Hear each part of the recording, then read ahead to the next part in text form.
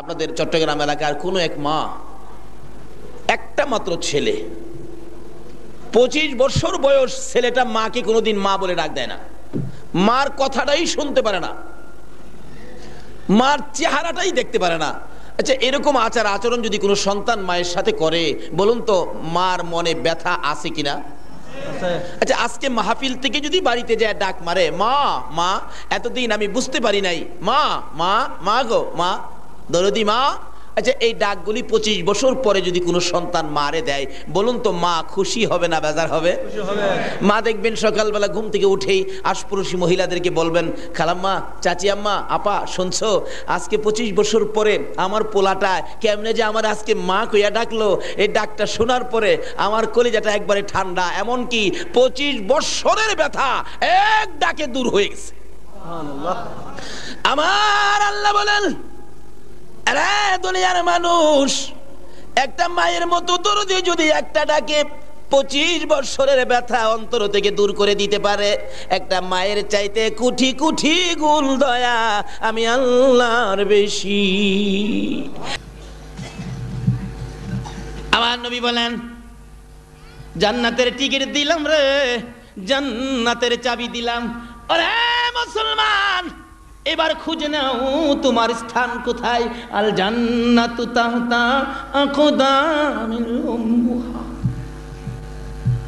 রাসূল বলেন, স্থানটা হলো তোমার মার পায়ের নিচে। বলুন, কার পায়ের নিচে? কোন মা?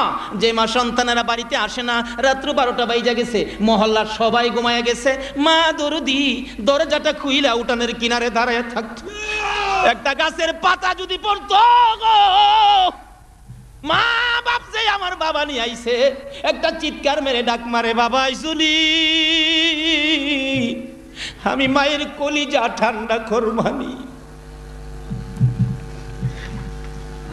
কোন তো মা ছাড়া সন্তান বাড়িতে না আসা পর্যন্ত আর কি কেউ দরজা খুলে বসে থাকে? রাসূল বলছে, এই মার পায়ের তলে জান্নাত। মার পায়ের তলে দেওয়ার অর্থ হলো সন্তানের জন্য মার মতো দরদি। কথা আছে, মা মরলে বাবা জানে কি হয়।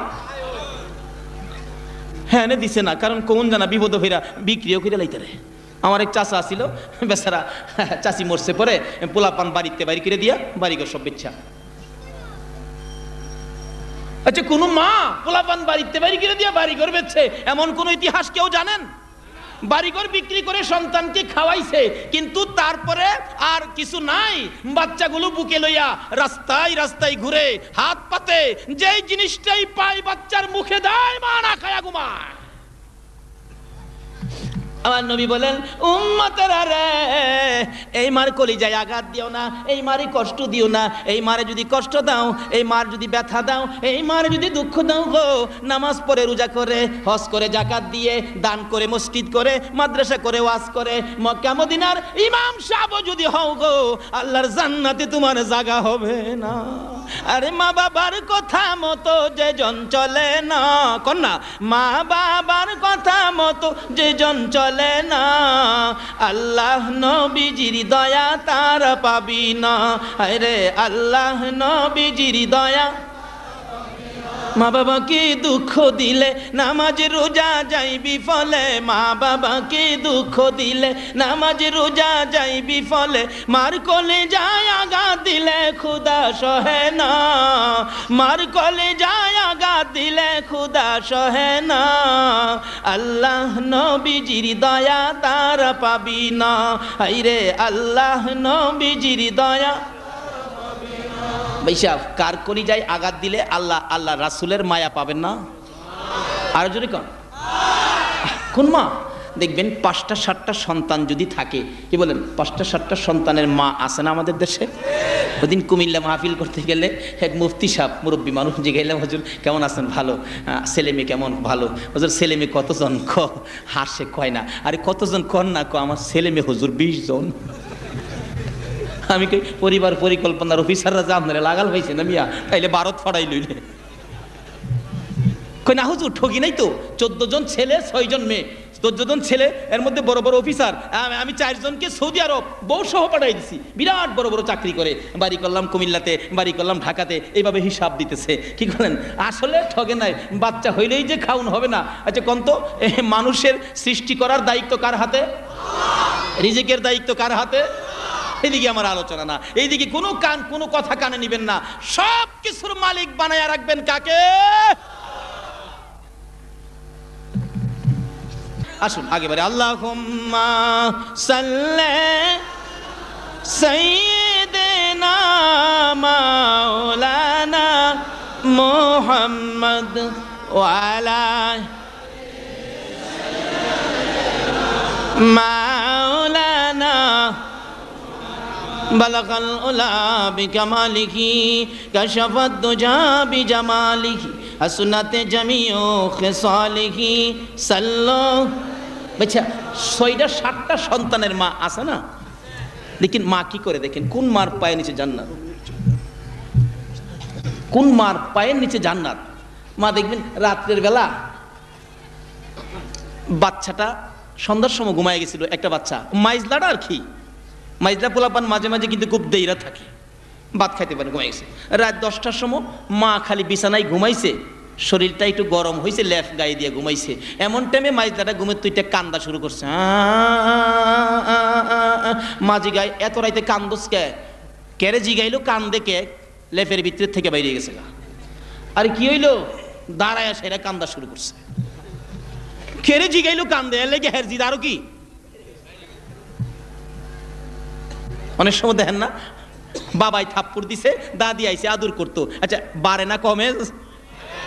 আবার যখন বাবাই গেটাই না ধরছে, দুষ্টামি করস কে বেটা, এলাকাতে একটা থাপ্পড় দিছি, এরপরে দেখবেন আস্তে আস্তে কান্দা থামছে। কি কোন দাদির আদরে কান্দারও কি? মা ডাকে, যেটা ভাত খাইছস না ঘুমাইছস, অন কান্দাছস কে? ভাত খাইবি? কথা নাই, খালি কান্দে। আধা ঘন্টার পরে কয় ভাত খাইয়াম না কি খাইয়াম দে। কত বেটা এটা তুই আগেই কইতে, আধা ঘন্টা কান্দুন লাগে। বাবাই দেখেন রাগ হয়ে কইতাছে, হ্যার কেটের সহ্য হয় না, গলার চিপদা বাইরে ফেলা দেয়। কে কইতাছে? আচ্ছা কোন মা কি এরকম কথা বলে?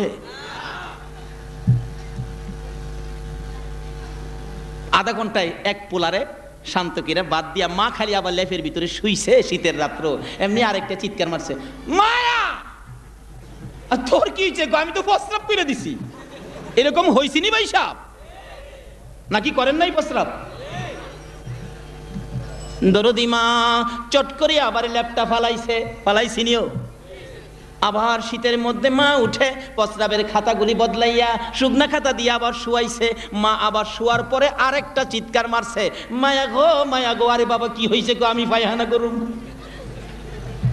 এমনি করে মা দুঃখিনী 7-8টা সন্তানের মর্জি মতো সারাটা রাত্র মা কাটাইলো, বিছানায় পিঠ লাগাইতে পারে নাই। তারপরেও মা দরদি কোনো বাচ্চার গালে থাপ্পড় দেয় না। আমার নবী বলেন, উম্মতরা রে, এ মার পায়ের নিচে তোর জান্নাত। টিকেট হলো কালিমা, চাবি হলো নামাজ। টিকেট দিলাম, চাবি দিলাম, স্থান দেখাইলাম তোমার মার পায়ের নিচে। বলুন কার পায়ের নিচে?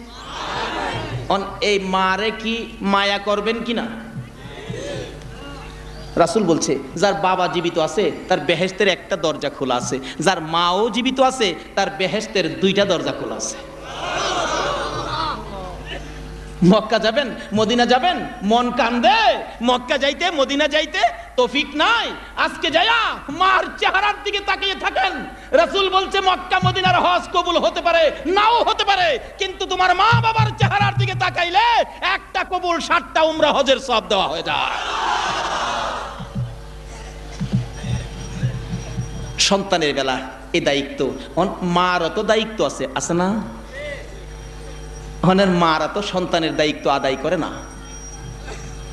সন্তান কোথায় আছে খবর নাই, মা কোথায় খবর নাই, এরকম বিধান না। নির্দেশ হলো, মা তুমি তোমার সন্তানগুলো কোথায়, এশারের নামাজ পড়ে বিছানায় শুইছে কিনা, রোমের মধ্যে আছে কিনা তুমি তালাশ করো। বলুন তো, যদি এইভাবে যদি মা বাবা গার্জিয়ান হয়ে সন্তানকে এই দায়িত্ব নিত, কারণ এই দায়িত্বটা তো মা বাবার সন্তানের জন্য আছে কিনা কোন তো? ওই যে ইব্রাহিম ছোটকালে জিজ্ঞেস করলেন তার মাকে, মা আমার রব কে? মারে জিগাই রব কে? মা কয় ইব্রাহিম তোমার রব তো আমি। মা কয় রব বলে আমি। আসলে একদিকে কথাটা একবারে মিথ্যা বলে নাই। রব শব্দের অর্থ হলো লালন পালনকারী। মা ছোটকালে লালন পালন করছিনি? মা কুলে থেকে পায়খানা করেন নাই? যেই পায়খানা করছেন ফুপু কাছে ছিল, কাপড়টা নাকি দিয়া দৌড় মারছে। খালাম্মা কাছে ছিল, কাপড়টা নাকি দিয়া দৌড় মারছে। বড় ভাই দৌড় দিল, বাবা দৌড় দিল। আচ্ছা কন্ত এই পায়খানা করা বাচ্চাটাকে ফেলাইয়া মা কি কোনো দিকে দৌড় দিছে? মা দরদি বাবারে কোলে লইয়া বুকের মধ্যে চাপা দিয়ে ধরে ডাকতেছে, বাবা গো তোমার পায়খানায় তোমার ফুপুর নাকে গন্ধ লাগলো, তোমার খালার নাকে লাগলো, তোমার ভাইয়ের নাকে লাগলো, তোমার বাবার নাকে লাগলো, তোমার বোনের নাকে লাগলো। বাবা গো তোমার গন্ধে, তোমার পায়খানার গন্ধ আমি মার নাকে লাগে না।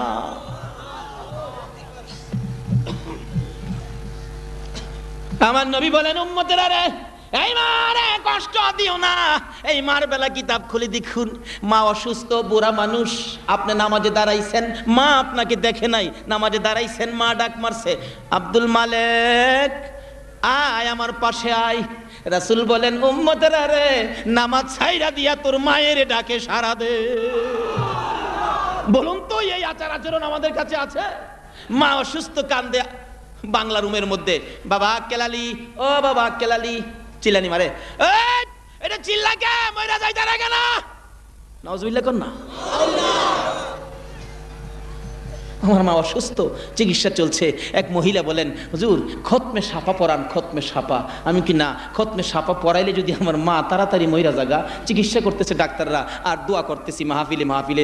একটা দিন যদি মারে বাড়ির মধ্যে গিয়া দেখতাম বেশি সময় পাই, তাহলে তো আমার ভাগ্য ভালো। কারণ এই দরজা বন্ধ হলে আর খোলা হবে না। যদি মা থাকে মায়ের খেদমত করবেন, মার দোয়া নিবেন, মার দোয়া নিয়ে বাড়ির থেকে বাহির হবেন, কোনো অ্যাক্সিডেন্টে আপনারে পাবে না। গুলি করবে, গুলি আপনার গায়ে লাগবে না। কার দোয়ায়? আল্লাহ বলছেন সন্তানের জন্য মা বাবার দোয়া কবুল, মা বাবার জন্য সন্তানের দোয়া কবুল। মা বাবা যদি দোয়া করে, দুইটা জিনিস আল্লাহর দরবারে ডাইরেক্ট কবুল হয়, যেটা কোনো মাধ্যম নাই, যাচাই বাছাই নাই। একটা হলো লা ইলাহা ইল্লাল্লাহর জিকির, আর একটা হলো মা বাবার দোয়া। আল্লাহ বলেন লা ইলাহা ইল্লাল্লাহর জিকির আর মা বাবার দোয়া, এটা সিটিং সার্ভিস, দুনিয়ার জমিন থেকে একটানে আমি আল্লাহর আরশে পৌঁছবে। মা দোয়া করে দিলেন, অন্ত মার দোয়া নেয় না পোলাপান। মার দোয়া নিবেন, কালকে ঢাকা শহরে যাবেন, মার সামনে দাঁড়ায়েন, মা ঢাকা যাবো, মা দেখবেন বলবে যাও আল্লাহর মাল, আল্লাহর হাতে সইপা দিলাম। কার হাতে সপলো? আল্লাহ কয় আমিও লইলাম। অ্যাক্সিডেন্ট, টঙ্গী যায়, মুখামুখি সংঘর্ষ, পাশের দুইজন মারা গেছে, আপনি মাঝখানে বসা, মাঝখানে বসা, কিচ্ছু হলেন না।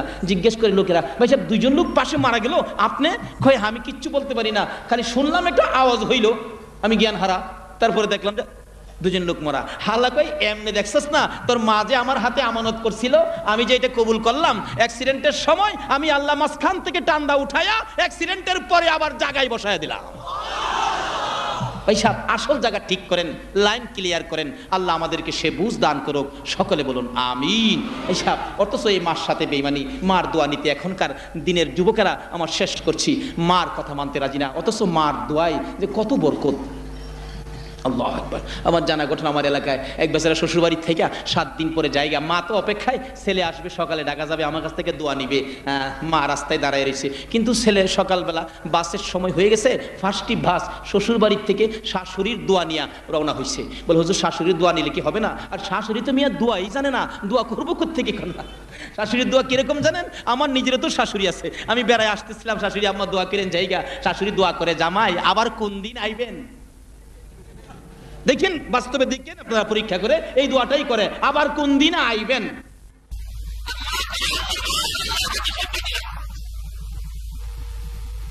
রাসূল বলছে এই মা পায়ের নিচে জান্নাত।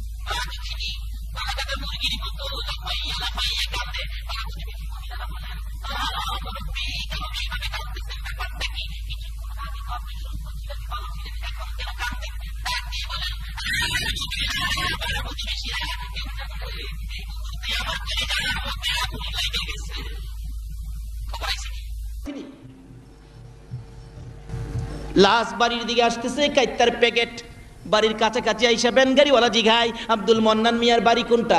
একজনে বলেন ওই যে রাস্তার মধ্যে মহিলাটা কান্ধে রে, এলা মন্নানের মা লাগে।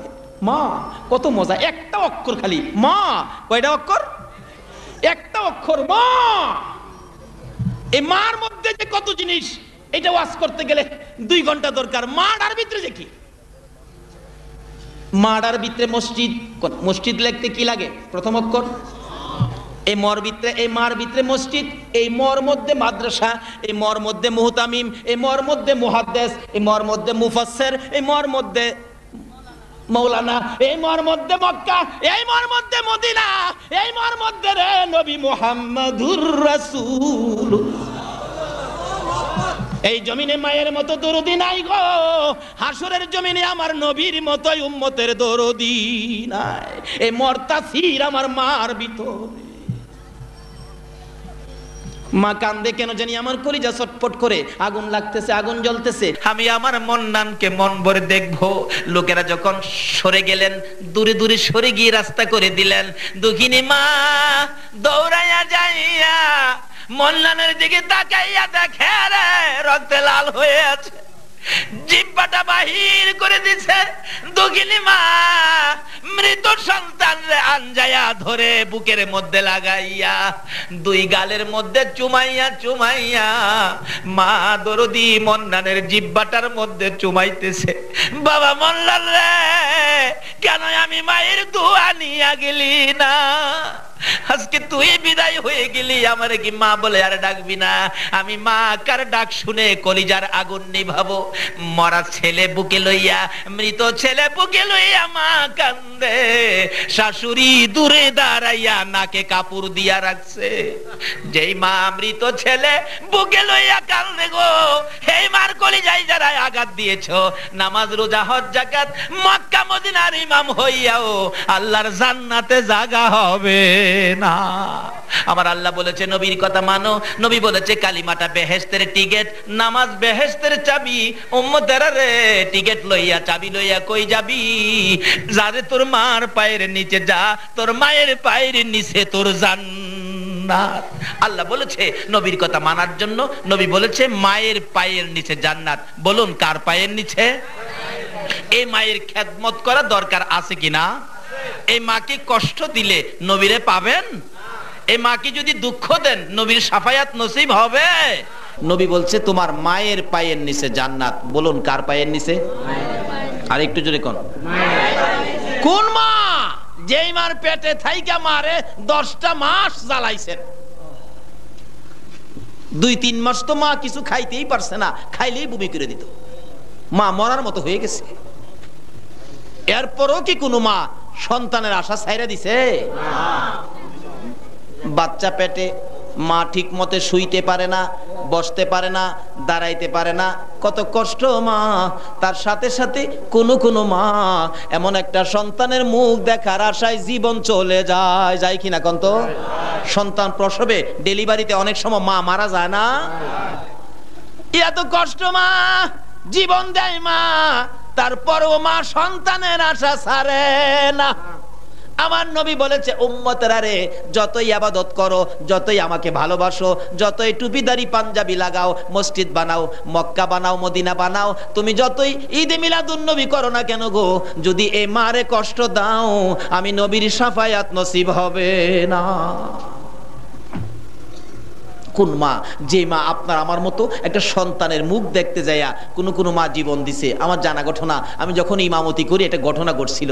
কি ঘটনা? একটা গরিবের মেয়ে, বাচ্চা হবে 3 দিন পর্যন্ত প্রসব ব্যথা, কিন্তু পয়সা নাই, গরিব মানুষ তো, চিকিৎসা করার কোনো ক্ষমতা নাই। 3 দিন পরে মহিলাটা অজ্ঞান হয়ে গেলেন, মৃত্যুবরণ করবেন। এমন মুহূর্তে ওই মহিলাটার মা মসজিদের দক্ষিণ পাশের জানালার মধ্যে দাঁড়ায় আসরের সময় কাঁদতেছে আর বলতেছে, হে আমার মহল্লাবাসী মুসল্লিরা, আপনাদের কাছে আমার মেয়েটার জন্য হাত বাড়াইছি, আমার মেয়েটার জন্য জীবন ভিক্ষা চাই, আমার সাহায্য দেন, আমার মেয়েটারে বাঁচাই। আল্লাহ বলছেন, কোন অসহায় মানুষ যদি এইভাবে হাত বাড়ায় আল্লাহর রাস্তে সাহায্য চায়, এই হাতের নিচে দিয়া আমি আল্লাহর কুদরতি হাতটা বাড়ায় দেই। কিন্তু কই, কেউ দিল না, কেউ কিছু কইলো না।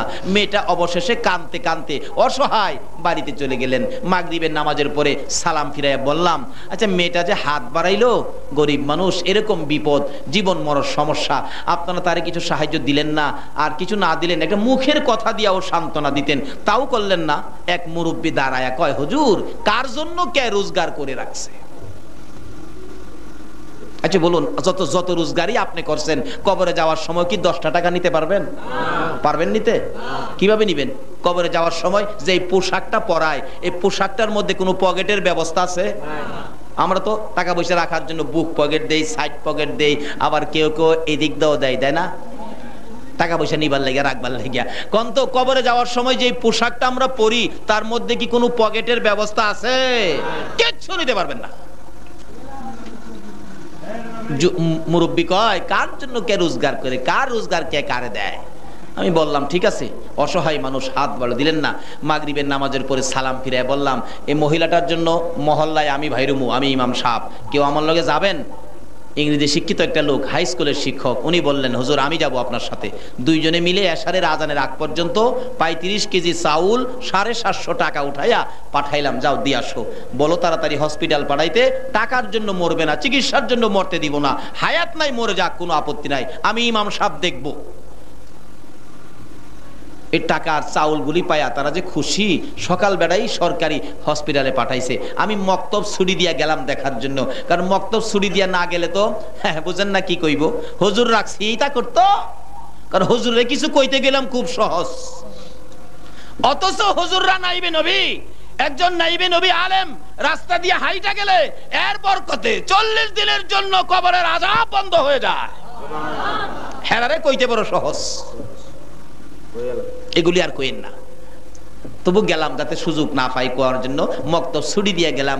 যাই দেখি ডাক্তার খাড়া রয়েছে, গার্জিয়ান খাড়া রয়েছে। ডাক্তার সাহেব কি ব্যাপার? হুজুর যেই সময় রোগী পাঠাইছেন একবারে শেষ মুহূর্ত, বাঁচানো যাবে না, তো কি করব? এখন কিছু করার নাই, তবে চেষ্টা করে দেখতে পারি দুইজনের একজন বাঁচানো যায় কিনা। যদি মা বাঁচাইতে চায় বাচ্চা মারা যাবে, বাচ্চাটা বাঁচাইতে গেলে মা মারা যাবে। এখন আপনারা কি করেন, কোনটা কি করব? ওই মেয়ের গার্জিয়ান বলতেছেন, ডাক্তার সাহেব বাচ্চাটা মাইরা মা বাঁচাইয়া দেন, বাচ্চা আল্লাহ দিবনে। এমন সময় দেখলাম মেয়েটা জ্ঞান হারা ছিল, জ্ঞানটা ফিরে চোখটা খুইলা চাইছে। কি বলল? আমার বাচ্চা মাইরা লাইব? চোখের পানি ছেড়ে দুইটা ঠুট নড়ে, কথা বলতে পারে না, কাঁদতেছে। ডাক্তার বলেন, কি যেন বলবেন মহিলাটা শুনি। মুখটার কাছে কানটা নিলে ছোট্ট ছোট সুরে বলে, ডাক্তার সাহেব প্রসব ব্যথার যন্ত্রণায় আপনার মা যদি আপনাকে মেরে ফেলতো, আপনি কি ডাক্তার হতে পারতেন? ডাক্তারও মা ভক্ত ছিল, ডাক্তার চোখের পানি ছেড়ে দিছে, না মাও তো আমাকে নিয়ে কষ্ট করছে। ডাক্তার গো, তোমার মায়ের মতো আমি 10টা মাস কষ্ট করেছি। ডাক্তার তোমার 2টা পায়ে ধরি, দুইজনের একজন যদি মারতে হয় আমার সন্তান মাইরো না, আমি মার জীবন শেষ করে দাও। আমার নবী বলেন, উম্মতেরা রে, নামাজ পড়তে পারো, রোজা রাখতে পারো, হজ করতে পারো, মুফতি হতে পারো, মুহাদ্দিস হতে পারো, মুফাসসির হতে পারো, মক্কা মদিনার ইমাম হতে পারো গো, এই মায়ের কলিজায় যদি আঘাত দাও আমার আল্লাহর জান্নাতে তোমার জায়গা হবে না। আল্লাহ বলছে নবীর কথা মানতেন। নবী কি বলতেছে? তোমরা মা বাবার খেদমত করো, মার পায়ে নিচে তোমার জান্নাত। দুঃখিনী মা কাঁদতেছে। ডাক্তার বলেন, ঠিক আছে চেষ্টা করে দেখি 2 জন বাঁচানো যায় কিনা। দরজা বন্ধ করে চিকিৎসা শুরু হলো। একটু পরে শোনা যায় রুমের ভিতরে ওয়া ওয়া করে কান্দে। আমরা খুশি বাচ্চা হয়েছে, কিন্তু বাচ্চা হলো ঠিক, ছেলে হয়েছে। ডাক্তার দরজাটা খুলে 2টা চোখের পানি ছেড়ে দিছে। ডাক্তার বলেন, গার্জিয়ান আপনারা কারা, কে কে আছেন? কি খবর ডাক্তার? বাচ্চা হয়েছে ছেলে, ছেলের অবস্থা ভালো, কিন্তু মা বাঁচবে না।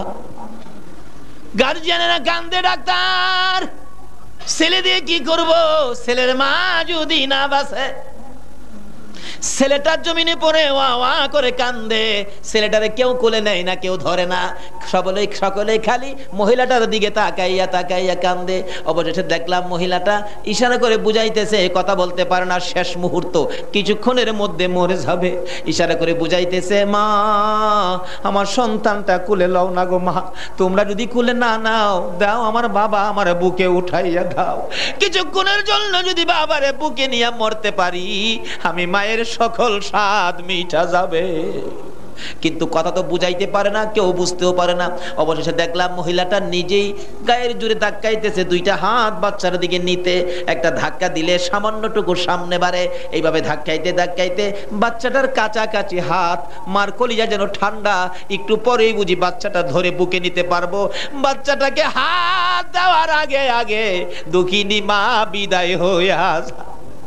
আমার নবী বলেন, উম্মতেরা রে, এই মারে জীবনে কষ্ট দিও না, এই মারে যদি কষ্ট দাও গো আমি নবীর শাফায়াত নসিব হবে না। আমার আল্লাহ বলেছে নবীর কথা মানো, নবী বলেছে এই মায়ের পায়ের নিচে জান্নাত। রে মা বোনেরা, তোমরা হয়তো আগে আমার নবীর খেদমতে হাজির হয়েছো, আজকে কেমনে তোমরা আমার নবীকে বুইলা গেলা গো, আমার নবীর ভালোবাসার থেকে দূরে সইরা গেলা গো। কেন তোমরা নবীর কথা মানো না, নবীর কথা মতো কেন তোমরা পর্দায় থাকো না? তোমার নাম কি? আমার নাম মরিয়ম, আমি ঈসা নবীর মা। আমার কথা শুনেন নাই আমেনা? কহ শুনছি তো।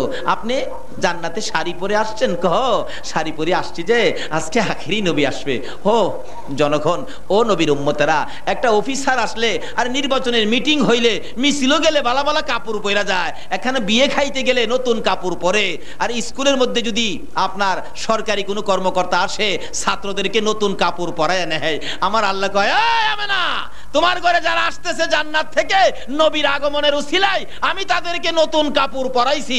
বলুন তো আমরা সাধারণত নতুন কাপড় বৎসরে আমরা কোন দিন পরি? জোরে কোন কোন দিন? ঈদের দিন যদি নতুন কাপড় আমরা পরতে পারি, আল্লাহ যদি নবীর আগমনের দিন জান্নাতি মহিলাদেরকে নতুন কাপড় পরাইতে পারে, তাহলে এই দিনটারে কি ঈদের দিন বলা যাবে না? যারা ঈদের দিন হিসাবে মানে না তারা আমার আল্লাহর কোরআন বুঝে না। কি কন? ঈদের দিন নিজের পুলারে নতুন কাপড় পরাইতারো, আর আল্লাহ যে নবীর আগমনে জান্নাত থেকে নতুন কাপড় পরাইয়া মহিলাদেরকে পাঠাইলো, এইটা দেখো না?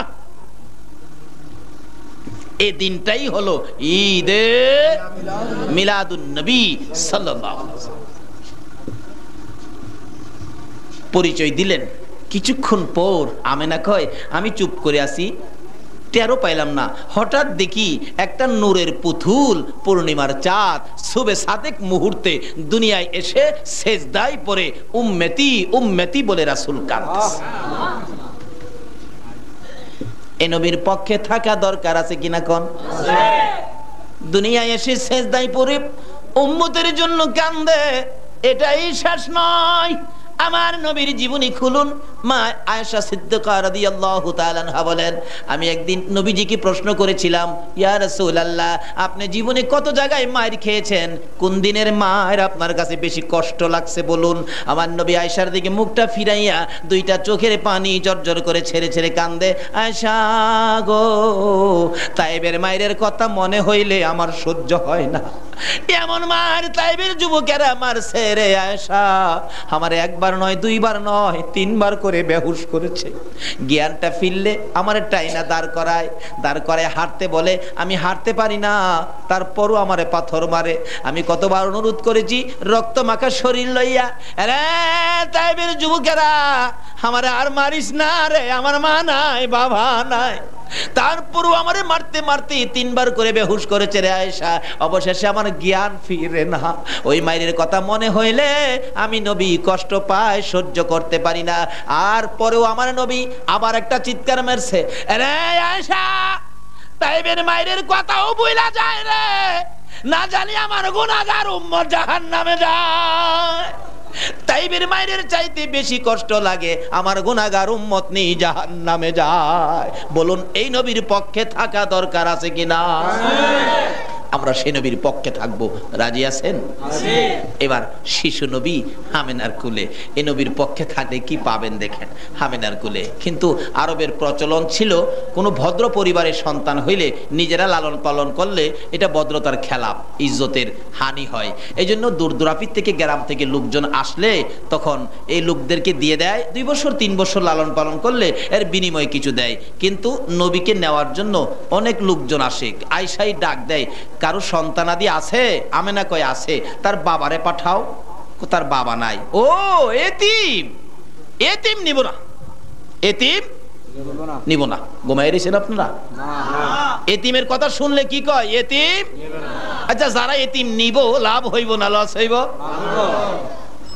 এতিম নিয়েছিলেন কে বলুন তো? হালিমা। মেয়ে না পুরুষ? মহিলার ভাগ্যটাই তো ভালো। আল্লাহ কয় জিবরাইল আমার বন্ধুরে মনে হালিমাই নিব। হালিমার বাড়ি কই? বাড়ি কই? ঘুমাই রয়েছে। বাড়ি বলে সোনারুঘাট। কি কইলো? বাড়ি সোনারুঘাট কইলো। হালিমার বাড়ি কই? সুদূর তায়েব দেশে। বাড়ি কই? তায়েব তো মরুভূমি, বালু পাথর, ফসল আদি হয় না। আল্লাহ কয় জিবরাইল আমার হাবিব যেই জায়গায় যাবে এই জায়গায় ফসল না হলে আমার হাবিবের কষ্ট হবে। আমার হাবিব তায়েবে যাওয়ার আগে 70 মাইল পর্যন্ত তোর পাখাটা নিচে ডাবায়া দিয়া সব পাথর সরায়া ফেলাইয়া সমুদ্র থেকে নিচের পলি মাটি আইনা এই গর্তটা ভরপুর করে দে। নবীজি যাওয়ার আগে 70 মাইল এলাকা জুড়ে তায়েবের জমিনকে উর্বরা মাটি দিয়া সুন্দর করে দিলেন। নবী যাওয়ার আগে যেই বরকতের মাটি জিবরাইল আইনা আল্লাহর হুকুমে দিয়েছে, কিতাব বলেন সমস্ত পৃথিবীতে যদি কিয়ামত পর্যন্ত একদিন একটা বৃষ্টির ফোঁটা না পড়ে সমস্ত পৃথিবীর গাছগাছরা ফসলাদি পুইরা সাফ হয়ে যাবে, কিন্তু তায়েবের জমিনের ফসল পুরবে না। বরকতটা হলো নবী মুহাম্মদুর রাসূল। এই কিসিমের বরকত পাইলাম যে নবীর উসিলায়। আজকে সে নবীর কথা মানার জন্য আমার আল্লাহ বলেছে। বলুন এই নবীর কথা মানলে লাভ হবে না লস হবে? আসুন না নবীরে নেন না। হালিমা ঘুরতেছে, গরিব মানুষ তো হালিমা। কেউ গরিব দেখে কাপড় টাপড় ভালো না, সোয়ারি যে একটা বিমাইরা হাঁটতে পারে না, উঠলে মানুষ পইরেই যাইবগা, এই জন্য কেউ হালিমারের সন্তান দেয় না। এদিক দিয়ে আমেনার সন্তান এতিম বলে কেউ নেয় না, আর হেদিক দিয়ে হালিমা গরিব বলে সন্তান কেহ দেয় না। 4 দিন 5 দিন 1 সপ্তাহ চলে গেছে। কোন কিতাব বলে 2 সপ্তাহ পর্যন্ত নবীজি মায়ের কাছে ছিল, কিন্তু কেউ নেয় না তো কি করব। এবার হালিমা সকলের শেষে আইসা ডাকে, সন্তান আছে? আমেনা কয় আছে। তার বাবারে পাঠান। আমেনা কয় আর কই তারতাম না, বাবা নাই, এতিম। হালিমা কয় বুঝেছি, এতিম দেখাই বুঝি কেউ নেয় না। দাঁড়ান স্বামীর সাথে পরামর্শ করি। স্বামী বাড়ির বাহিরে, স্বামী গো একটা সন্তান পাইছি, সন্তানটা এতিম। এতিম বইলা বুঝি কেউ নেয় না, লন খালি গিয়া লাভ কি? পরামর্শ কি করলো? নিয়ে যাই। হালিমা বলেন স্বামীর সাথে পরামর্শ করে এতিম নবী নেওয়ার জন্য রওনা হলাম। বাড়ির দিকে ঘরের দিকে যতটুকু আগায় ততই আমার মনে শান্তি আসতে থাকে। হালিমা বলেন ঘরের দিকে যতই যাই রে আমার কলিজা ঠান্ডা হইতে থাকে। ঘরের কাছাকাছি দরজাটায় যাইয়া দেখি একটা পূর্ণিমার চাঁদ উদয় হইয়া রইছে। হালিমা বলেন এত সুন্দর সন্তান জীবনে কোনোদিন দেখি নাই। দরজাটাই দাঁড়াইয়া আমার নবীর সুন্দর চেহারার দিকে তাকাইয়া তাকাইয়া আমেনা দাঁড়াইয়া রইছে। হালিমা গুনগুন করে ডাকতেছে, আমেনা গো তোমার কপাল আর আমার কপাল এক কপাল। তোমার সন্তান কেউ নেয় না, আমিও আমারে কেউ দেয় না। আজকে বুঝি এই সন্তান দুইজনে ভাগাভাগি করে নেব। আমার আল্লাহ বলেন হালিমা রে তোর কপাল আর আমেনার কপাল এক কপাল। কেমন কপাল? আমেনা ধন্য হয়েছে এই নবী পেটে লইয়া। হালিমারে তোর জীবন ধন্য হবে এই নবীরে দুধ খাওয়াইয়া। আজকে মা বোনেরা তোমাদের কপাল ধন্য হবে গো এই নবীর পক্ষে রাত্র কাটাইয়া। জোরে জোরে কান সুবহান। যারা নবীর পক্ষে রাত্র কাটাইতেছেন আপনাদের জীবনও ধন্য হয়ে যাবে। বলতেছিলাম, এবার হালিমা বলেন, আমেনা গো, কই তোমার সন্তান আমি নিয়ে যাব। দরজাটাই দাঁড়াইয়া দেখে একটা পূর্ণিমার চাঁদ উদয় হইয়া রইছে।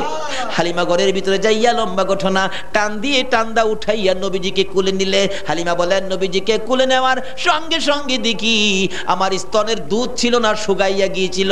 এই নবী কুলে নেওয়ার সাথে সাথে দেখি আমার স্তনের মধ্যে দুধের জোয়ার আইসা গেছে। হায় হায় হায়, কি খুশি! ঘর থেকে বাহির হলে আমি দেখি আকাশের মেঘের টুকরায় আমার মাথার উপর ছায়া দিতেছে। আমার সুয়ারির কাছে যাইয়া দেখি সুয়ারিটা দুর্বল ছিল, শুকনা ছিল, যাইয়া দেখি মোটা তাজা হইয়া গেছে। সুয়ারির উপরে উঠে রওনা হলাম। কিছু দূর যাওয়ার পরে দেখি সামনে কিছু শত্রু দেখা যায়, তীর ধনুক বল্লম লইয়া বৈশা রয়েছে। কেন? হেরা তাওরাত জাবুর ইনজিল কিতাবে পাইছে রবিউল আউয়াল চাঁদে ঈদে মিলাদুন নবী হবে, নবী আগমন করবে, এই পথে তায়েবে যাবে। এই নবী যদি বাইচা থাকে আমাদের মাতবুরি শেষ, কাজী নবীরে শেষ করে লামু। তারা তীর ধনুক বল্লম লইয়া রাস্তায় দাঁড়ায় রয়েছে। হালিমা দেখে সামনে বিপদ। হালিমা বলেন, আমি তখন কি করব? আমি আমার কুলের শিশু নবীর দিকে চাই, আবার আকাশের দিকে চাই। কি করব? অবশেষে কি করব? নিরুপায় হইয়া শিশু মুহাম্মদের কাছে বিচার দিলাম। বাবা গো, ও শিশু নবী, সামনে বিপদ দেখা যায়, তোমার কাছে বিচার দিলাম। হালিমা কয়, একথা বলার সাথে সাথে দেখি শিশু নবী আমার কুল থেকে আকাশের দিকে চাইছে। চাওয়ার সাথে সাথে দেখি একটা মেঘ জমেছে আকাশে। মেঘের থেকে সাপ বিচ্ছু বৃষ্টি হইয়া এই লোকগুলিকে শেষ করে দিছে। আমার আল্লাহ বলছে যে নবীর জন্য সব বানাইছে, তোমরা এ নবীর কথাগুলি মানো। এ নবীর কথা মানতে গেলে প্রথম নাম্বারে রাসূল বলছে আসসালাতু মিফতাহুল জান্নাহ, নামাজ বেহেশতের। আবার বলছে আল জান্নাতু তাহতা আকদামিল উম্মাহাত, তোমার মায়ের পায়ের নিচে বেহেশত। এবার নবীকেও ভালোবাসেন, মুফতি মুহাদ্দিস মুফাসসির বড় আলেম হয়ে গেছেন, কিন্তু মার সাথে ভালো ব্যবহার করেন নাই। বলুন তো বিপদে রাসূলকে পাবেন? সব শেষ, নামাজ রোজা টুপি দাড়ি পাঞ্জাবি সব শেষ, যদি বাপ মার সাথে কেউ যদি খারাপ ব্যবহার দুর্ব্যবহার করেন, এই দোয়া কবুল হবে না। সামনে রমজান আসবে, রমজানের আগে রাসূল জুমার খুতবা দিবেন। এবার হঠাৎ থেমে গেলেন সিঁড়িতে ওঠার আগে, আমিন আমিন আমিন তিনবার বললেন। সাহাবীরা আরজ করলেন, ইয়া রাসূলুল্লাহ, এরকম তো কোনোদিন করেন নাই, আজকে কেন করলেন? রাসূল বলেন, শোনো, জিবরাইল আমার উম্মতের 3 কিসিমের উম্মতের জন্য বদদুয়া আনলেন আল্লাহর পক্ষ থেকে, আমি রাসূল আমিন লাগাই দিলাম। হুজুর কোন কি কার জন্য? 1 নম্বরে হলো রমজানের রোজা পায়া যারা জীবনের গুনাহ খাতা মাফ করাইতে পারে নাই তাদের উপর আল্লাহ লানত, আমি রাসূল আমিন লাগাইয়া দিলাম। 2 নম্বর হলো মা বাবা, 2 জন বুড়া হয়ে গেছে, অথবা 2 জনের একজন আছে বুড়া হয়ে গেছে, বাপ মার খেদমত করে যারা জান্নাত খরিদ করতে পারে নাই তাদের উপরে আল্লাহ লানত। রাসূল বলছেন আমিন। 3 নাম্বার হলো আমি রাসূল না হইলে জগতের কিছু হতো না, আমি নবীর নাম শোনা মাত্র যারা দুরূদ শরীফ পড়বে না তাদের উপরে আল্লাহ লানত। রাসূল বলছেন আমিন। এখন 3 কিসিমের আমিনের মধ্যে আমরা কে কে আছি এবার দেখুন, তাহলে সব শেষ হবে। 1 নম্বরে হবে রমজানের রোজা, এটা দেরি আছে। প্রথম নম্বরে রোজা দেরি আছে 2 মাস, কিন্তু বাপ মারটা তো উপস্থিত। আজকে যদি বাপ মানে কষ্ট দিয়ে কালকে কবরে যান তাহলে রাসূলকে বিপদে পাবেন না। আমার নবী বাবাকে দেখে নাই, কিন্তু মার আদরে কিছুদিন ছিলেন ছোটকালে। যেদিন মা দুনিয়ার থেকে বিদায় হয়েছে, রাসূল এত কান্দা কাঁদছিলেন আবুয়া নামক স্থানে। আমার আল্লাহ বলেন, বন্ধু মায়ের জন্য কাঁদছো, বাবার কবরের পাশে কাঁদছো, আমার এই চোখের পানিগুলি স্মৃতি হয়ে থাকবে।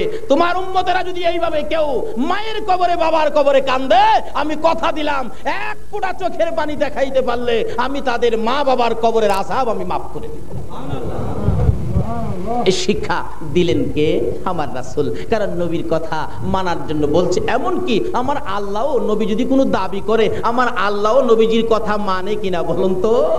অবশ্যই মানে, যেহেতু যে নবীর কথা মানার জন্য আল্লাহ নিজেই ঘোষণা দিয়েছেন। আজকে বাপ মাকে যারা কষ্ট দিয়েছে, যদি এমন কেউ থাকেন আজকে ক্লিয়ার করেন, বাপ মার মনে কষ্ট দিয়ে নামাজ হবে না, রোজা হবে না, হজ হবে না, পাগড়ি টুপি পাঞ্জাবি যত কিছু করেন, মা বাবা যদি আপনার প্রতি অসন্তুষ্ট থাকে, আপনার জিন্দেগি বরবাদ, আপনার সব বরবাদ হয়ে যাবে। এক হাজী সাহেব 39 বার হজ করতে গিয়ে আরাফাতের ময়দানে 40 বারের মাথায় হজ করতে গিয়ে কাঁদতেছে, খোদা গো আমার কি ভাগ্য, আমি 40 বার হজ করতে পারলাম, আরাফাতের ময়দানে আসলাম, আমার কি ভাগ্য।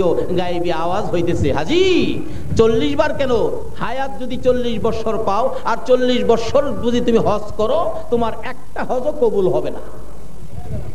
কাঁদতেছেন, ব্যাপার কি, কেন হবে না? আবার গায়েবী আওয়াজ হয়েছে, হাজী তুমি একদিন তোমার মার সাথে সাধারণ একটা জিনিস নিয়ে কথা কাটাকাটি করে মারে লাঠি মাইরা ঘরের বাইরে ফালাইয়া দিছিল। তোমার মা কলিজা ফাটা কান্না, কানতে কানতে জিহ্বাটা বাহির করে কলিজাটা ফাইটা দুনিয়া থেকে বিদায় হয়ে একটা বিচার আমার দরবারে দিয়ে গিয়েছিলেন, হে হাজী 40 বছর 40,000 বার যদি তুমি হজ করো, এই মার কলিজায় আঘাত দিয়ে কবরে যদি যাও, এই মার কাছ থেকে ক্ষমা নিতে পারো নাই, 40,000 বার হজ করলেও তোমার হজ আমি আল্লাহ কবুল করব না। কেন? রাসূল বলেছে মায়ের পায়ের নিচে জান্নাত। আর মায়ের চেহারা, বাবার চেহারার দিকে কেউ যদি একবার মায়ার নজরে তাকায়, একটা কবুল 60টা উমরা হজের সওয়াব দেওয়া হয়। এক সাহাবী বলেন, ইয়া রাসূলুল্লাহ আমি যদি বারে বারে তাকাই, রাসূল বলছেন একদিনের মধ্যে তুমি যদি 70 বার, মতান্তরে 100 বার তাকাও, রাসূলের কথা 100 কবুল হজের সওয়াব দেওয়া হবে। আর এই রাসূলের কথা মানার জন্য আমার আল্লাহ বলেছেন, তাহলে আমাদের জীবন ধন্য হবে। এবার একটু হিসাব করে দেখুন, মা বাবার সাথে কার ব্যবহার গন্ডগোল আছে? তাহলে নামাজ রোজা হজ যাকাত মাহফিল, নামাজ রোজা হজ যাকাত মাহফিল, টুপি দাড়ি পাঞ্জাবি, মুফতি মুহাদ্দিস মুফাসসির কিচ্ছুই কাজে লাগবে না, সব বরবাদ হয়ে যাবে। যদি রাসূলের কথা মতো ওই বাপ মার সাথে যদি রাসূলের কথার বাইরে কোনো আচার আচরণ করা হয়, তাহলে সব বরবাদ হয়ে যাবে। আমি অনুরোধ রাখবো, আজকের এই শেষ মুহূর্তে, শেষ নবীর উম্মত, শেষ রাত্র, মাহফিল শেষ, শেষ পর্যায়ের পুরস্কারের বাজেট আপনারা নিয়ে যাবেন, এই আশা আমি এখন করব আল্লাহর দরবারে। কাজী রাত শেষ হয়ে গেছে, আমি আর সময় বাড়াইতে চাই না। আল্লাহ যেন আমাদেরকে কবুল করেন। ইয়া নবী সালাম আলাইকা, ইয়া রাসূল সালাম আলাইকা,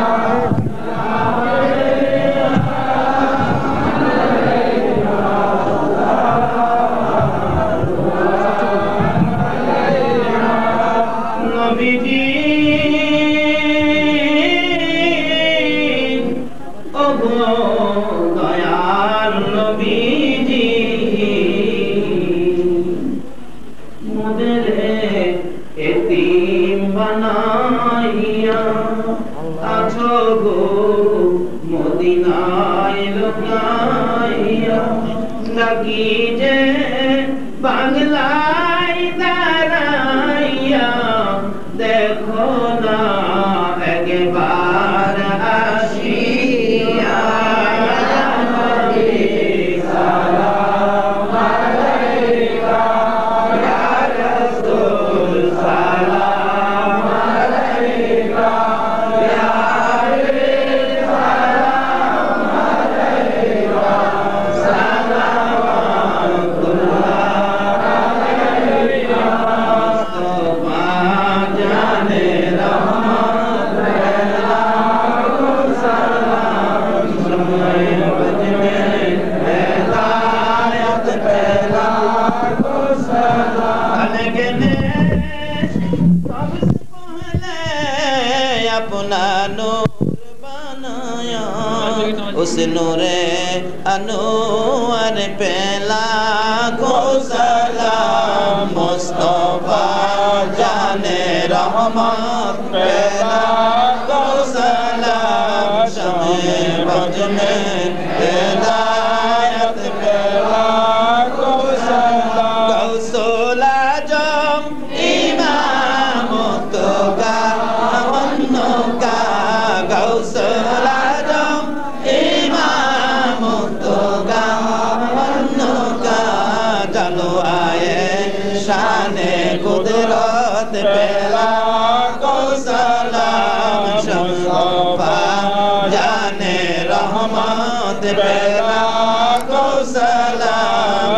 समय बज में हिदायत फैला कौशला अजमेरी संजीरी बाबा गरीबे नवाज उजे मोइनुद्दीन मिल्लात फैला कौशला मुस्तफा जाने रहमत फैला कौशला समय बज में हिदायत फैला कौशला भेजाए रब मेरे दुरूद व सलाम बरगजीदा नबी पर अपने मुदाम बलगल औला बेकमालिही कशफत तुजा बिजमालिही असनत जमिया আসুন দোয়া করি সকলেই দোয়ায় শরীক হন আল্লাহুম্মা আমিন আমিন ربنا ظلمنا أنفسنا وإن لم تغفر لنا وترحمنا لنكونن من الخاسرين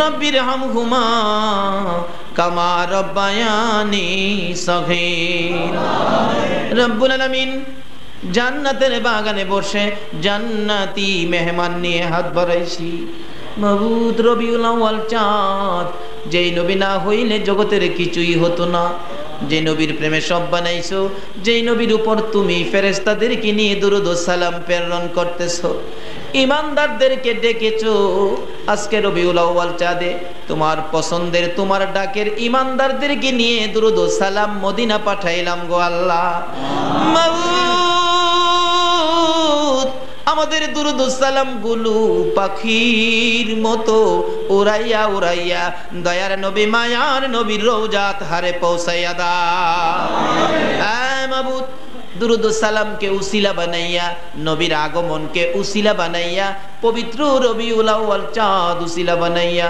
আজকের মাহফিল উসিলা বানাইয়া আমরা যারা হাত বাড়াইছি আমাদের তামাম জিন্দেগীর গুনাহগুলো ক্ষমা করে দাও আয় মাবুদ জীবনে কত গুনাহ করেছি হিসাব জিগাইও না হিসাব যদি জিগাও আমরা লজ্জা পাবো হিসাব দিতে পারবো না তুমি যার প্রেমে সব বানাইছো এই নবীর প্রেমে যারা মাহফিলে বসে আছে রাত্র 1টা পার হয়ে গেছে তোমার বান্দারা হাত বাড়াইছে তোমার কি মায়া লাগে না মাবুদ গো আজকের জন্য কে নামাজি কে বেনামাজি কাউরে কিছু জিগাইও না কে নেককার কে গুনাহগার কে মেয়ে কে পুরুষ কে যুবক কে বুড়া কাউরে কিছু কইও না নবীর আগমনের উসিলায় আমাদেরকে maaf করে দাও আয় মাবুদ জীবনের গুনাহ মাফের আশার দরখাস্তের পর আর একটা দরখাস্ত করি তুমি কিন্তু রাগ হইও না এই মাহফিলে এত রাত পর্যন্ত যারা কষ্ট করে বসে হাত বাড়াইছে আমি জানি না রে কার মনে জানি কি আগুন জ্বলতেছে কার মনে জানি আগুন মানাই রে কার মনে জানি আগুন বাবা নাই গো আল্লাহ আমি নিজেও মায়ের অভাবী হয়ে গেছি আমার মতো মায়ের অভাবী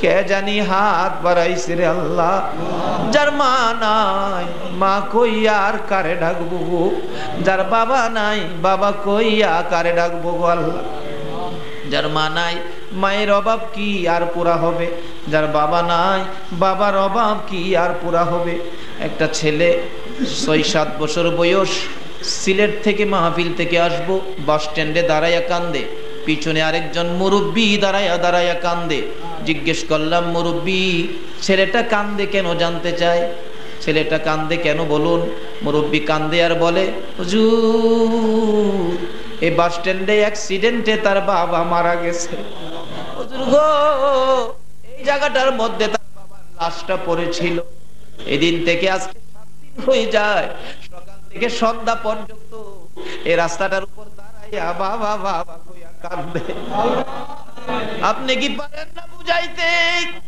দাদা বলেন না পারি না দাদা হইয়া বুঝাইতে আপনি একটু বুঝাইয়া দিয়ে যান না আমি ধরে বললাম বাবা হায়াত নাই মরে গেছে অ্যাক্সিডেন্ট বিপদ কাঁদলে লাভ হবে না বাড়িতে যাও ছেলেটা আমার গলায় ধরে ডাকে হুজুর সকল ছেলেরা আব্বু আব্বু কইয়া ডাকে গো। আমার কানে যখন আব্বু ডাক লাগে আমি সইতে পারি না, বিধায় আমার বাবা যেখানে মরেছে এখানে দাঁড়াই আব্বু আব্বু কইয়া কান্দি। হুজুর আমার আব্বুকে কেন আমার আল্লাহ নিয়ে গেল? আমি কি জীবনে আর আব্বু কইয়া ডাকতে পারবো না? এই বাবার অভাবী কে জানি হাত বাড়াইছে, যার মা নাই গো, মায়ের অভাবী কে জানি হাত বাড়াইছে। একটা মায়ের অভাবী কি করে নিজে দেখেছি। 5 বছর বয়সের একটা বাচ্চা ছেলে, তার মা ডেলিভারি বাচ্চা হবে, এলাকার লোকেরা বলে অবস্থা ভালো না, হসপিটালে পাঠাইয়া দেন। বুর্গা লাগাইতেছে, হসপিটালে যাবে। ছেলেটা জিজ্ঞেস করে মা কই যাইবা গো মা বিকালবেলা? মা বলেন বাবা আমার অবস্থা বলে ভালো না, লোকেরা কয় হসপিটালে যাইতে। ছেলেটা জিগায় আম্মু তুমি কোন সময় আসবা? মা কিছু কয় না, মা কোন সময় আসবা? ছেলেটার টাইনা বুকে লইয়া 2 গালে চুমাইয়া চুমাইয়া কান্দে, বাবা গো কোন সময় আসবো বলতে পারি না। ভাগ্য যদি ভালো হয় মায়ের মুখ দেখবি, ভাগ্য যদি খারাপ হয় জীবনে আর মা কইয়া ডাকতে পারবি না। এই বলে ছেলেটা মায়ের গলায় ধরছে, মা তোমারে যেতে দেব না। মা 2 গালে চুমাইয়া চুমাইয়া বলতেছে বাবা গো দাও না, হসপিটালে যাইতে হবে, বাবা দাও না। বিধায় ছেলেটাকে তার নানার কাছে রাইখা মা হসপিটালে চলে যায় রিক্সা করে। একটু যাইয়া যাইয়া পিছে ফিরে ফিরে ডাকে, বাবা ভাগ্য যদি ভালো হয় মায়ের মুখ দেখবি, ভাগ্য যদি খারাপ হয় মা কইয়া ডাকতে পারবি না। ছেলেটা নানার গলায় ধরে ধরে টানে, নানা দাও না গো আমার মায়ের সাথে যাইতে দাও না। নানা যাইতে দেয় না। রাত্র 10টা বাইজা গেছে, কোনো খবরও আসতেছে না। একটু পরে পরে জিগায়, নানা আমার আম্মু কেন আসে না? নানা বলে ঘুমাও না, তোমার আম্মু আসে না, খবর তো পায় না। নানা গো আম্মু যদি না আসে গো আমি কার গলায় ধরে ঘুমাবো? একটু পরে একটা যুবক ছেলে আইসা ডাকতেছে, চাচা বাড়িতে আসেননি? হসপিটালের খবর জানেননি? না কোনো খবর তো পাই নাই। যুবকটা চোখের পানি ছেড়ে দিয়ে বলতেছে, চাচা আমি হসপিটালে গিয়েছিলাম, আপনার মেয়ে হসপিটালে মারা গেছে গো চাচা। বাচ্চাটা কানলে মাউ কি করলা গো? আমি কারে মা কইয়া ডাকবো, কার গলায় ধরে ঘুমাবো? হ্যাঁ মায়ের অভাবী, বাবার অভাবী, মায়ের দুঃখী বাবার দুঃখী যারা কান্দে রে আল্লাহ আর কান্দায়ও না, আর কান্দায়ও না। এই সন্তান দেখলে তোমার কি মায়া লাগে না? এই মুহূর্তে রবিউল আউয়াল চাঁদে ওই সকল মা বাবার কবর জান্নাতের বাগান বানাইয়া দাও। হে রবিউল আউয়াল চাঁদে তুমি কি কবুল করবা না গো আল্লাহ? ওই সকল মা বাবার কবর, আমার মা সহ সকলের কবর জান্নাতের বাগান বানাইয়া দাও। ইয়া আল্লাহ মা বাবা যারা দুনিয়াতে আছে হায়াত বাড়াইয়া দাও, আমার আব্বার হায়াত বাড়াইয়া দাও। মা বাবা কেমন জিনিস বুঝার তৌফিক ছেলে মেয়েদেরকে দান করে দাও। ইয়া আল্লাহ দাদা দাদি নানা নানি শ্বশুর শাশুড়ি আলিয়া আওলাদ বংশধর মই মুরব্বী পাড়া প্রতিবেশী খানদানবাসী মহব্বতী, খাস করে ফটিয়ার জমিনের নিচে যত মোমেন মোমেনাত ঘুমিয়েছে গো মাহফিলের উসিলায়, নবীর আগমনের উসিলায় সকলের কবর জান্নাতের বাগান বানাইয়া দাও। মাবুদ যে বাইরা নবীর আশিক হইয়া মাহফিলের আয়োজন করেছে, ইয়া আল্লাহ তাদের বংশধর্মই মুরব্বী খানদানবাসী পাড়া প্রতিবেশী মহব্বতী যারা কবরে গো সকলের কবর জান্নাতের বাগান বানাইয়া দাও। ইয়া আল্লাহ তাদেরকে তুমি নবীর পক্ষে কবুল করে লও। বৃষ্টি বাদলের মধ্যে এই মধ্যে যারা কষ্ট করে একটা পর্যন্ত বসে আছে, ইয়া আল্লাহ সকলকে তুমি কবুল করে লও। আমাদের সকলকে রবিউল আউয়ালের বরকত নসিব করে দাও। আখিরি নবীর উম্মত বলে কবুল করে লও। মাবুদ মাবুদ রে আমাদের মধ্যে যারা অভাবী অভাব দূর করে দাও, যারা অশান্তিতে আছে শান্তি দান করে দাও। ইয়া আল্লাহ যারা বিমারি বিমার শেফা করে দাও। হসপিটালে যাইতে হবে এমন রোগ কাউকে দিও না গো আল্লাহ। মাবুদ খাস করে আমার অতি মহব্বতের ভক্ত মালিকের আব্বা অসুস্থ, ইয়া আল্লাহ মালিকের আব্বাকে তুমি সুস্থ করে হায়াত বাড়াইয়া দাও। এই মাবুদ, এইভাবে আমি অনেকের নাম জানি না, দোয়া চাইছে বিমারির জন্য, সকল বিমারিকে শেফা দান করে দাও। ইয়া আল্লাহ, মাহফিল কমিটির ভাইদেরকে, উপস্থিত সকলকে তুমি বেশি বেশি করে নেক হায়াত বাড়াইয়া দাও। নবীর আগমনের বরকতে সকলের গলায় নবীর প্রেমের মালা পরাইয়া দাও। ইয়া আল্লাহ, সকলকে তুমি নবীজির স্বপ্নের দিদার দেখাইয়া দাও। ইয়া আল্লাহ, আমাদের মধ্যে যারা নামাজি, নামাজ কবুল করে লও। যারা নামাজ পড়ে না, নামাজের বুঝ দান করে দাও। ইয়া আল্লাহ, যারা ব্যবসা করে ব্যবসায় বরকত দাও। যারা চাকরি করে পদোন্নতি দান করে দাও। যারা মদিনা যাওয়ার পাগল, পাখির মতো উড়াইয়া মদিনা লয়া যাও গো আল্লাহ। মদিনা না দেখাইয়া এই মাহফিলের কাউকে তুমি আজরাইলের হাতে তুলে দিও না। ইয়া আল্লাহ, মা বোনদেরকে রাবিয়া বস্তির মতো বানাইয়া দাও।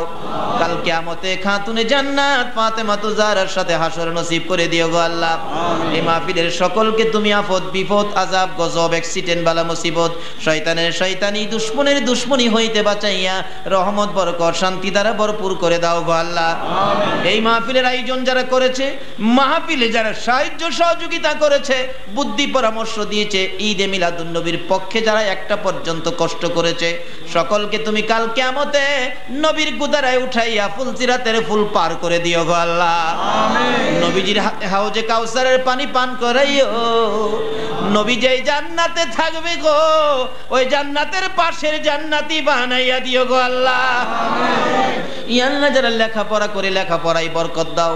যারা পরীক্ষা দিয়েছে, দিবে, কামিয়াবি দান করে দাও। যারা বিদেশ থাকে সহি সালামতে রাখো। যারা বিদেশ যাবে মনের আশা পুরা করে দাও। ইয়া আল্লাহ, খাস করে আহলে সুন্নাত ওয়াল জামাতের সকল ভাইদেরকে তুমি হায়াত বাড়াইয়া দাও।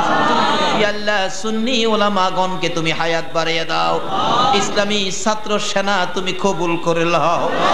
ইসলামী ফ্রন্ট তুমি কবুল করে লও গো আল্লাহ।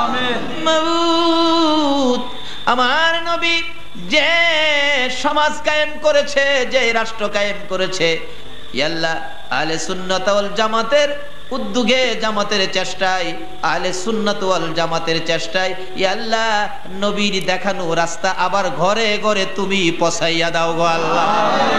মাবুদ গো, শান্তির ইসলাম, শান্তির বাগানে কবুল করে লও গো আল্লাহ। ইয়া আল্লাহ, বিশ্বজুড়ে মুসলমানদের উপর বিপদ, সকল মুসলমানকে তুমি হেফাজতে রাখো গো আল্লাহ। মাবুদ রে, মাহফিল শেষে যারা যেখানে যাবে সহি সালামতে পৌঁছাইয়া দিও গো আল্লাহ। যতগুলো দরখাস্ত করলাম মাহফিলের উসিলায়, দুরুদ ও সালামের উসিলায়, নবীর আগমন, রবিউল আউয়াল চাঁদ, তোমার বন্ধুর আগমনের উসিলায় আমাদের সবগুলো দরখাস্ত কবুল আর মঞ্জুর করো গো আল্লাহ। মাহফিল শেষে যারা যেখানে যাবে সহি সালামতে পৌঁছাইয়া দিও গো আল্লাহ। ওয়া সাল্লাল্লাহু তাআলা আলা খায়রি খালকিহি মুহাম্মাদিন ওয়া আলা আলিহি ওয়া আসহাবিহি আজমাইন বিহাক্কি লা ইলাহা ইল্লাল্লাহু মুহাম্মাদুর রাসূল।